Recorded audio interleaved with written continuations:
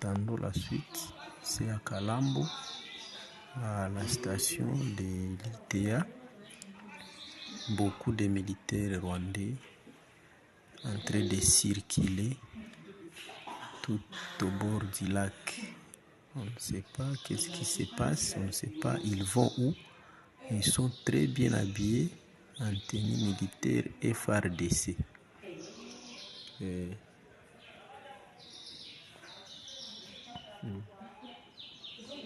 On ne sait pas c'est quoi, on ne sait pas c'est quoi. Nous attendons la suite, mais c'est très suspect vraiment parce que tous sont des militaires rwandais, mais habillés en tenue FARDC. Très bien armés, on ne sait pas c'est quoi. On ne sait pas c'est quoi. On ne sait pas c'est quoi. Nous attendons la suite, nous attendons la suite. Ils sont trop nombreux. Ils sont trop nombreux, ils sont en train de circuler, trop nombreux.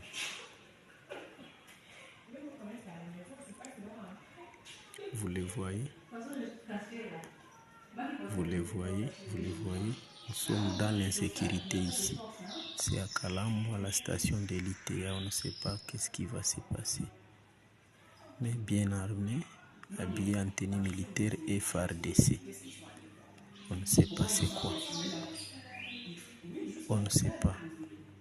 Ok. Voilà. Bonjour, bonsoir, ça dépend de l'ère à laquelle vous nous suivez de partout. Plusieurs militaires rwandais repérés et puis démasqués. Sud Kivu encerclés par des militaires rwandais. Alerte rouge.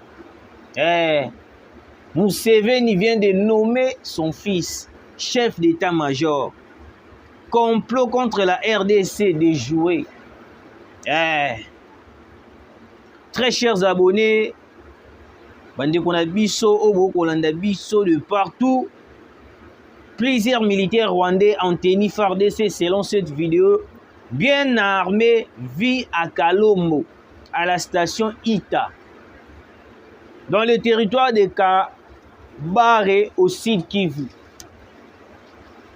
Bandeko na biso bo kolanda biso, tout d'abord bonjour, bonsoir, ça dépend de l'ère à laquelle bo kolanda biso.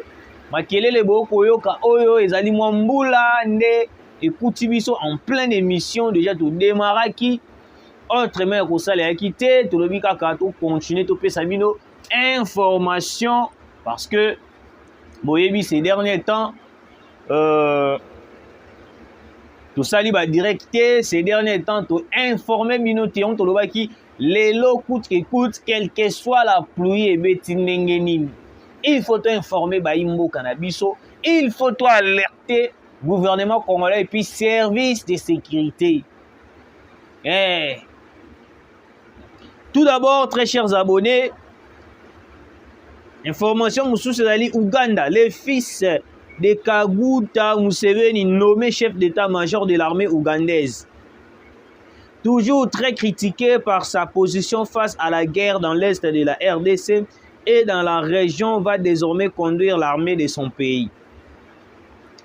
Bande Konanga, vous qui nous suivez, le village de Chacha est congolais, le FARDC contrôle la totalité du village. Chacha récupéré. Chacha sous contrôle de FARDC, sous contrôle Yamapinga Nabiso Yamboka. Bande Konanga, bino bokolanda biso de partout. Eloko oyo ekokoma na mboka na biso, eloko oyo Kagame akoluka kosala na mboka na biso, c'est quelque chose oyo ezali akoluka. Comment est-ce qu'il va déstabiliser la RDC na kosala ndenge nini? En déployant ses militaires dans l'est de la République. Au moment où je vous parle, très chers abonnés, on a repéré des militaires rwandais na Sud Kivu. Na Kalambo, ITA, na station ITA. Comment est-ce que Kagame a commis un niveau et puis Azana soutien moko ya makasi ou peut-être biso to ko denosaka air nyonso tout mais bato yango pe oyoyo baza en coalition avec Kagame, bako niaka. C'est pour cela, très chers Congolais, il faut comme un niveau ya comprendre la communauté internationale. La communauté internationale, il est hypocrite. Ce sont des hypocrites oyo wapi bayaka awa na mabeye na biso pour faire semblant que non te tozo soutenir Kagame te tozali pour bino te tozali. Alors qu'en réalité, la communauté internationale, il est complice avec l'ennemi, complice avec Kagame, complice avec le Rwanda et l'Ouganda. Bandeko na ngai toza en déplacement, toza na Congo central, juste kaka koluka ka information pour étudier terrain. Yango bomoni ces derniers temps pe mikolo yo bozomona tozo vraiment kosala lisusu ba directe par rapport à déplacement na biso. Alors, très chers abonnés, il faut comprendre une chose. La RDC est tellement menacée, la population congolaise, aujourd'hui, il est menacée. Il y en a beaucoup remarqué Kagame a une stratégie surtout comment est-ce que a déstabiliser RDC Mobimba. Le FRDC vient de récupérer Chacha. Chacha na minute otokoloba sous contrôle de FRDC. Kagame pensait peut-être que non, te na ba ibloko na kosala na kozwa tous les territoires congolais nyon surtout ekokoma na mabeye na biso. Bandeko nanga. Complot oyo ba kosala la République démocratique du Congo. Complot oyo ba kosala la RDC. Complot oyo ba kosala la biso bakolo mboka. Complot oyo ba kosala la biso na territoire na biso na mabele na biso. Ezali complot moko bien planifié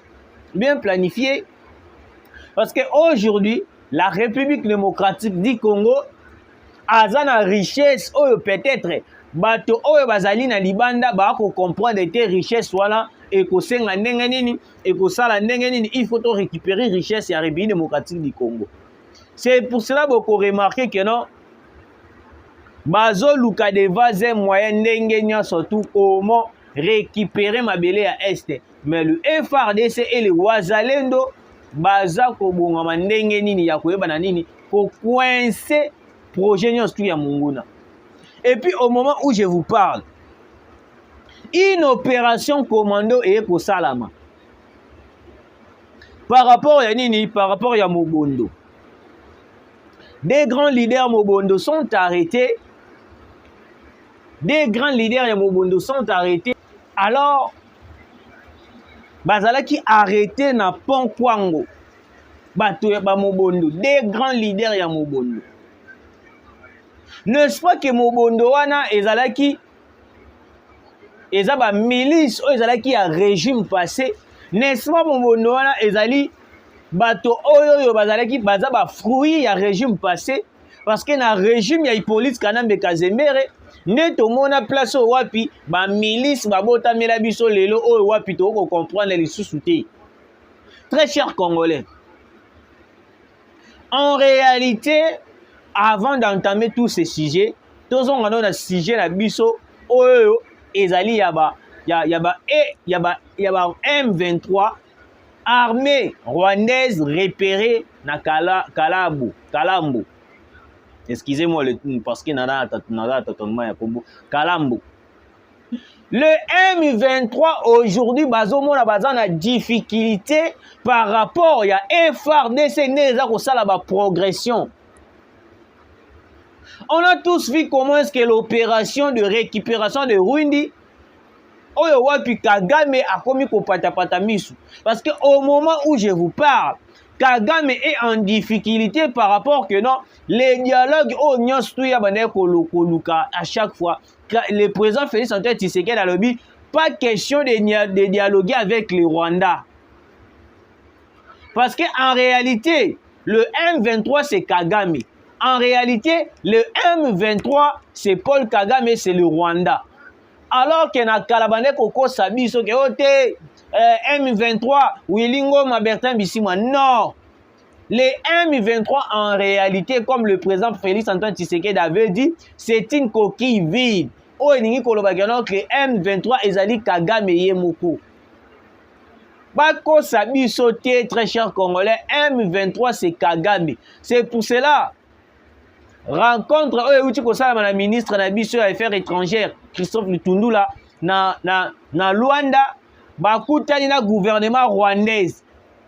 Pour la koluka, ndenge ya ko négocier. Mais le président Félix Antoine Tshisekedi a dit, pas question de dialoguer avec les Rwandais, pas question de dialoguer avec les M23.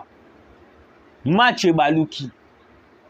Parce que bango bako voulait peut-être oyo bako sala, nyos tu bako sala, ko kote la biso, ko boma ko sala kenon, luana nde ko affaiblir mokonzi mboka.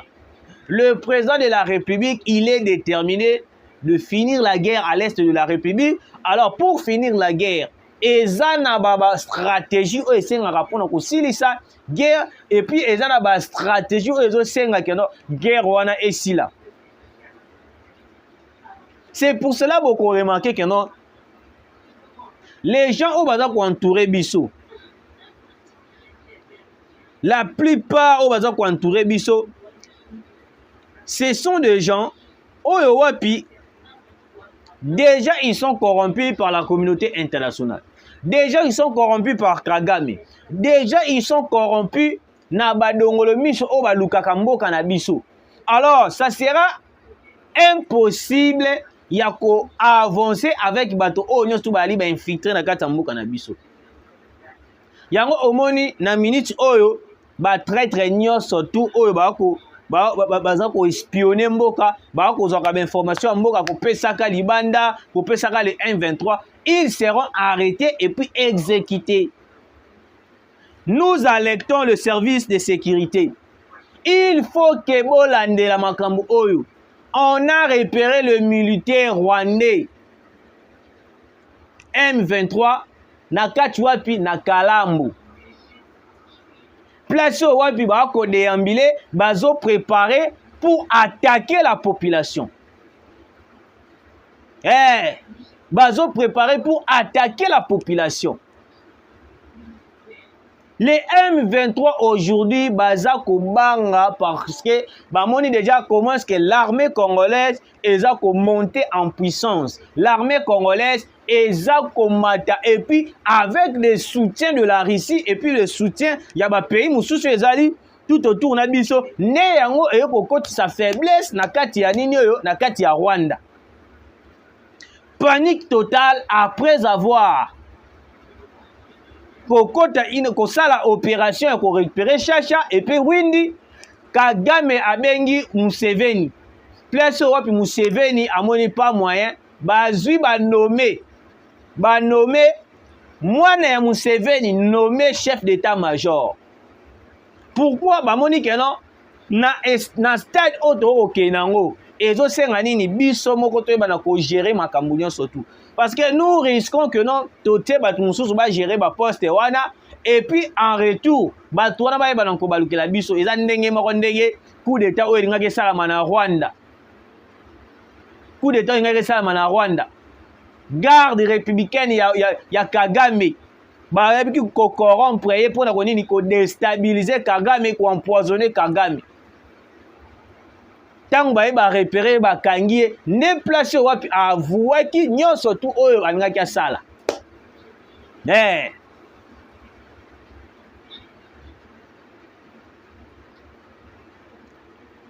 Service de sécurité. Il faut qu'on l'andela de près et de loin makambo oyo ndenge ali kokinde. On a repéré de militaires rwandais na Kalambo na station ya Ita. Place wapi bazo préparer une attaque ya ko déstabiliser Sud Kivu. To utaki ko dénoncer awa nyonso tout que non te. Le M23 prépare une attaque na Sud Kivu. Les M23, les M23, les M23. Certaines personnes babulaki le roi ndeti to ko sala ki jalelo. Certaines personnes babulaki le roi ndeti to créer ba histoire. Alors voici maintenant les retombées à Obino Bolobargen, OT fake news, OT boy. Bon, mon vidéo na ibandeli ya émission. Comment est-ce que le militaire rwandais va continuer à m'abéler na biso pour créer les désordres, pour déstabiliser la population congolaise? C'est tellement regrettable. Ouganda, le fils de Museveni, nommé chef d'état-major de l'armée ougandaise. Pourquoi Museveni a voulu nommer son fils chef d'état-major? Il faut comprendre la stratégie à Batou. Il faut comprendre la réalité des choses à Batou. N'engeni ba coopérer. Parce que Batou n'engeni ba coopérer. Vu que na minute oyo guerre eza ko kende mwa makasi. Ba komona que non soki baye batie mutu mususu na place wana, ça sera impossible ya koyeba na ko gérer.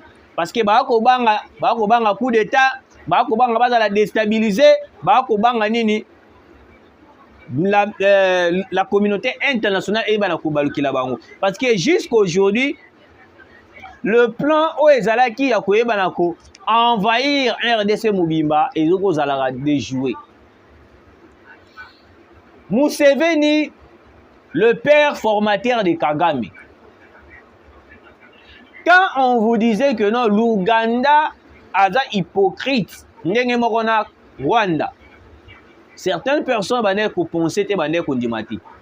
Dernièrement en émission où les catholiques qui ont dénoncé comment est-ce que plusieurs convois ougandais et bane ko kota na Bunagana et puis des convois rwandais.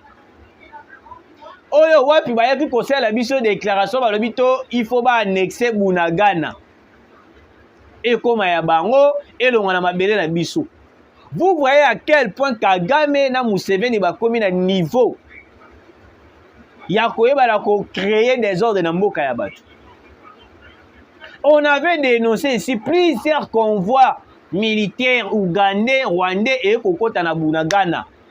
Et puis lelo to la muki to sutuki bo Sud Kivu envahi par des militaires rwandais.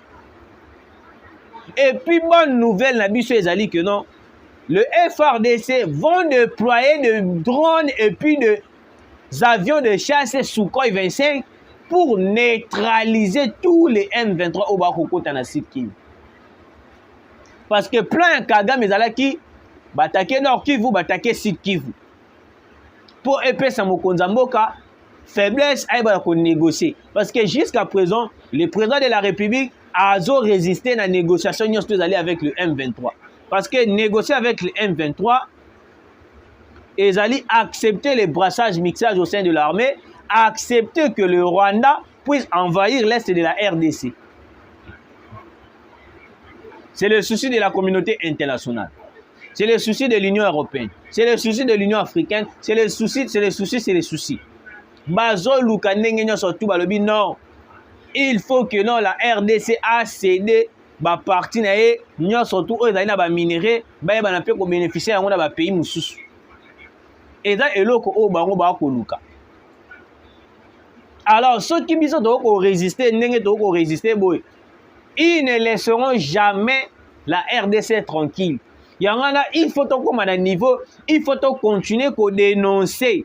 Ba traître, ba espion, ba infiltré surtout ba ko luka des ordres na mboka na biso. Très chers abonnés,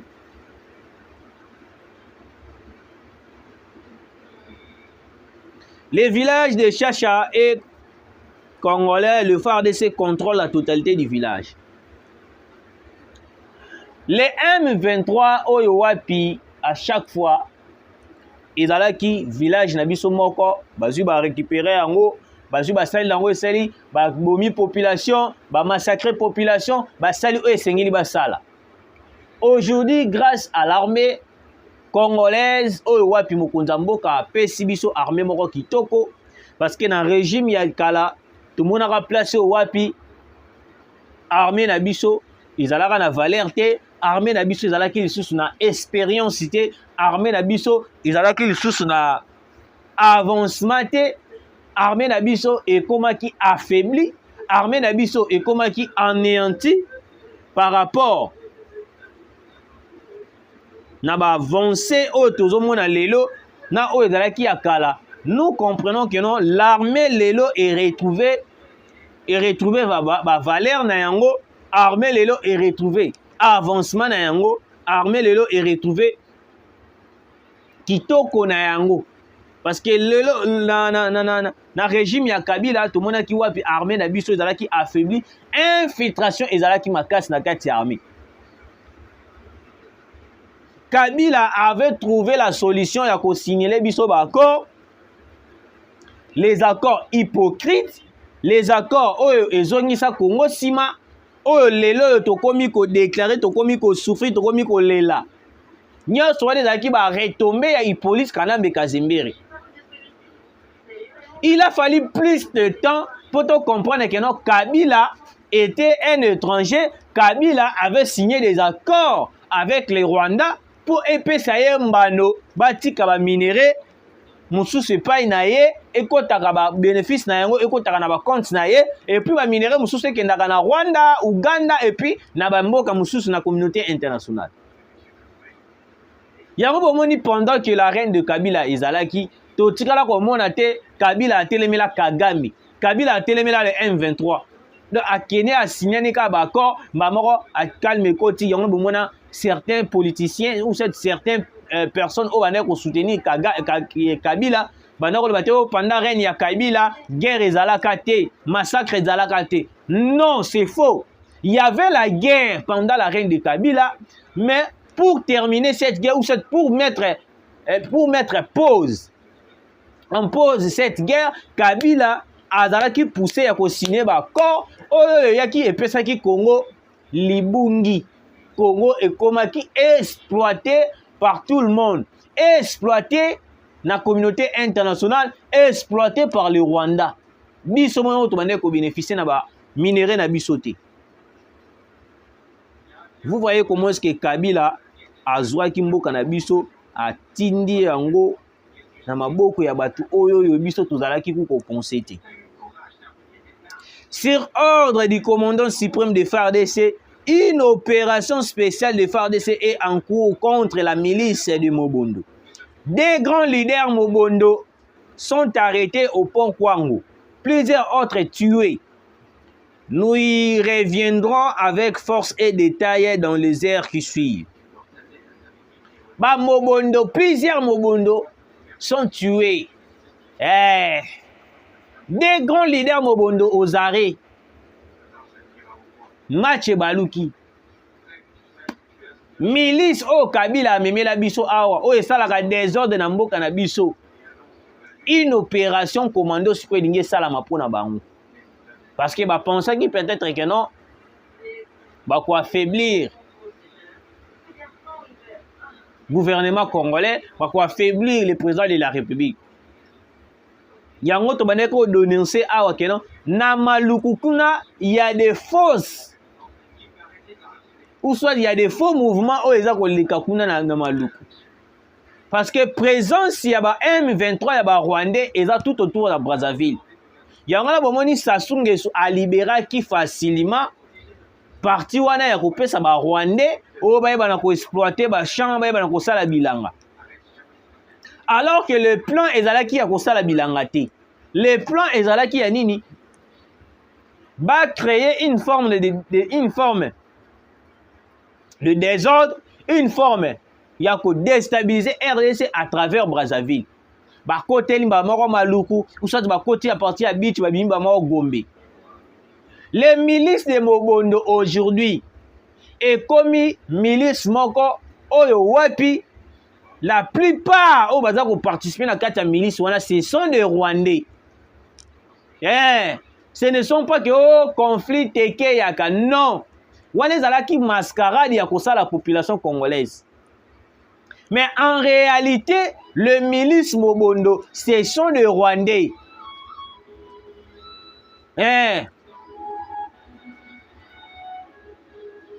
Au moment où je vous parle, très chers abonnés, des grands leaders de Mobondo sont aux arrêts. Et puis plusieurs Mobondo tués par l'armée FARDC.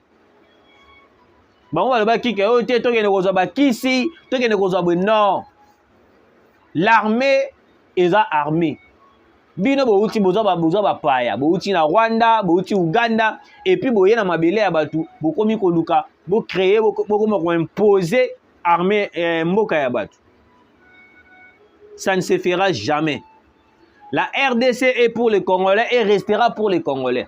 Le plan de l'ennemi ezali ya ko déstabiliser RDC, corrompre la population congolaise, corrompre batu oyo bazali mieux placés pour soutenir les Congolais. Yango bomoni même na kati armée il faut basala recyclage parce que lelo na kati armée nungu ezali makasi na kati armée. Il y a des officiers na ba généraux o bazali corrompus par la communauté internationale, corrompus par les Rwandais oyo wapi ba ko zwa comme information ya mboka na biso ko tindaka na Rwanda.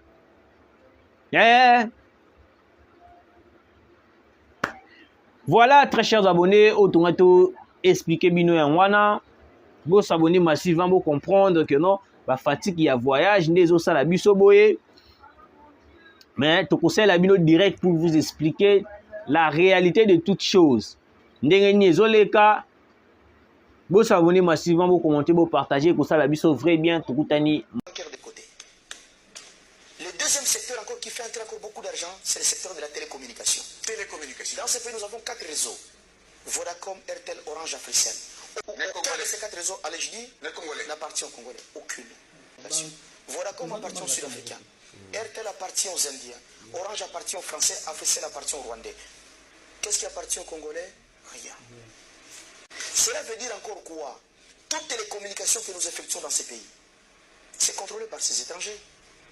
Quel que soit votre statut social, que vous soyez ministre, député, sénateur, DG, PCA, je ne sais pas moi qui, à partir du moment où vous utilisez l'un de ces 4 réseaux, vous êtes scruté de bout en bout.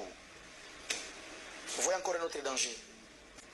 Je ne connais aucun pays au monde qui se trouve dans une situation comme la nôtre. Aucun. On laisse le secteur de la télécommunication. Le 3e secteur. Le secteur minier. Le minier. Qui finance presque les 70% de notre budget national. Est-ce que vous savez d'abord que notre MIBA n'existe quasiment plus? Est-ce que vous savez que notre GECAMIN a été émis?